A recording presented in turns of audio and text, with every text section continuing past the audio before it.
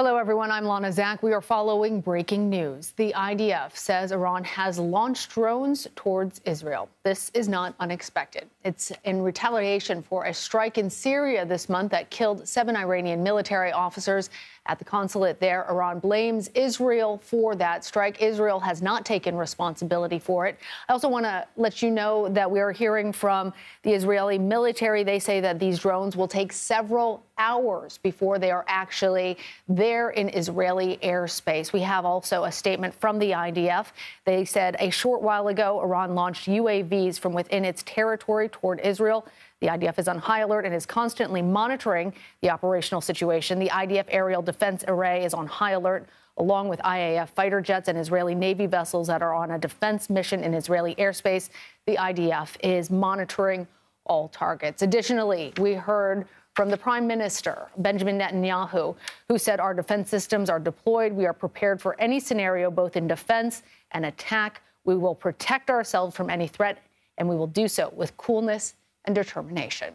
I want to bring in now CBS News' Natalie Brand. She is at the White House. Natalie, we've been monitoring this since we first learned that Iran had pledged that they were going to have retribution for those officers that were killed in what they believe to be Iranian sovereign territory in Syria, because it was in that consulate there.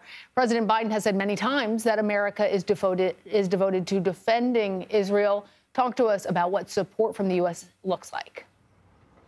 Yeah, well, Lana, just to bring you up to the latest here at the White House, President Biden is now on his way back to meet with the National Security Council, the lead principals on his national security team in the Situation Room to monitor the latest developments. We don't have anything further about what we know about this attack, but we do know that ahead of it, President Biden once again reiterated that the United States stands firmly in support of Israel, devoted to Israel's self-defense, and warned that Iran will not succeed. We also know that the Defense Secretary Lloyd Austin and National Security Advisor Jake Sullivan spoke to their Israeli counterparts today and reiterated that message. From our defense team, we've learned that the U.S. has been moving additional assets to the region to really bolster the protection of U.S. forces in the region and try to bolster deterrence. We're also hearing from our Margaret Brennan and Pentagon producer Ellie Watson that the U.S. has fighter jets on standby.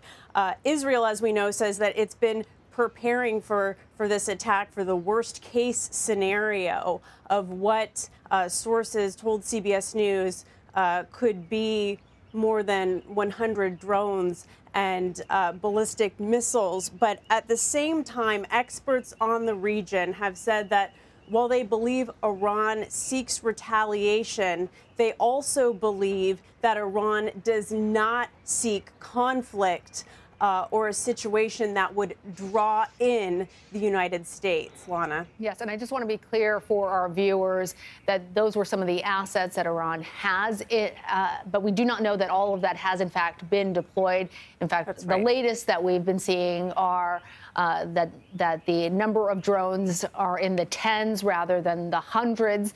And we also know, as you said, Natalie, that this is a tricky time, and U.S. officials and Iranian officials have been trying to avoid war both. And we also know, additionally, the Secretary of Defense Lloyd Austin spoke with his counterpart in Israel, reiterating U.S.'s unwavering support for Israel.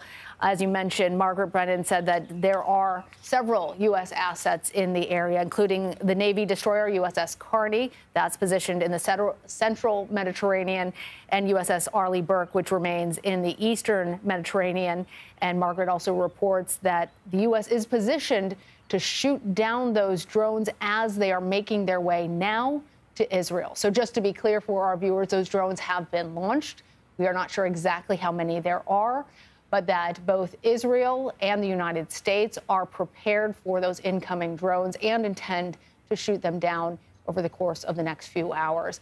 So given, Natalie, that the hope is that further escalation can be avoided, how is the United States planning to engage in this conflict as we're seeing these drones making their way over to Israel, a major U.S. ally?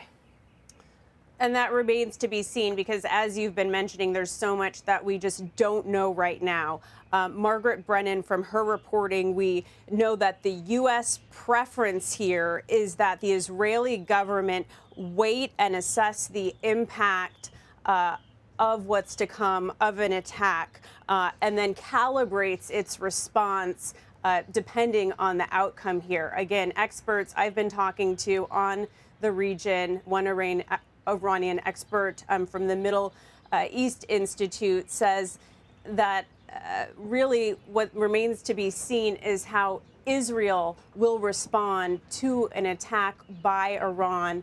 And he also noted that the Iranian regime just doesn't know whether the Biden administration has the political influence over Prime Minister Netanyahu to determine what his response will be and really prevent further escalation here. There's just so many unknowns at this hour. Yes, and there's a lot of diplomacy that is also happening in addition to this. Natalie, have we heard anything from the president? Can you tell us more about the decision that he made to cut his trip to Delaware short, to make it back to the White House there to meet with his national security teams?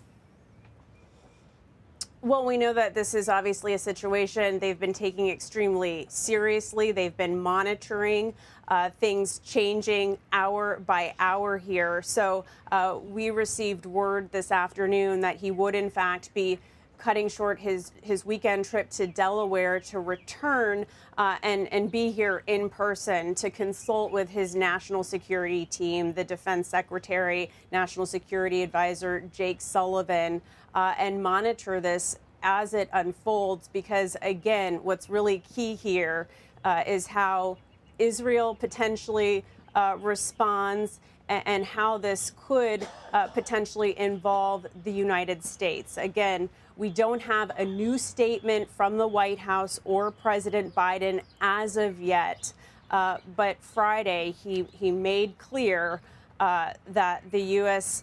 is committed to Israel's self-defense and that it is devoted to that. He was warning Iran, don't move forward with an attack. But here we are today, around 24 hours later, and we're just going to have to see what unfolds. Yeah, the latest that we heard from the White House is that the president has been briefed on the events and is making his way over to the Situation Room, where he's going to be meeting with, among others, Secretary Antony Blinken, Secretary Lloyd Austin, Chairman of the Joint Chiefs of Staff, and others as well. All right, Natalie, stay with us. Appreciate you joining us as we're continuing to monitor this situation from all different angles.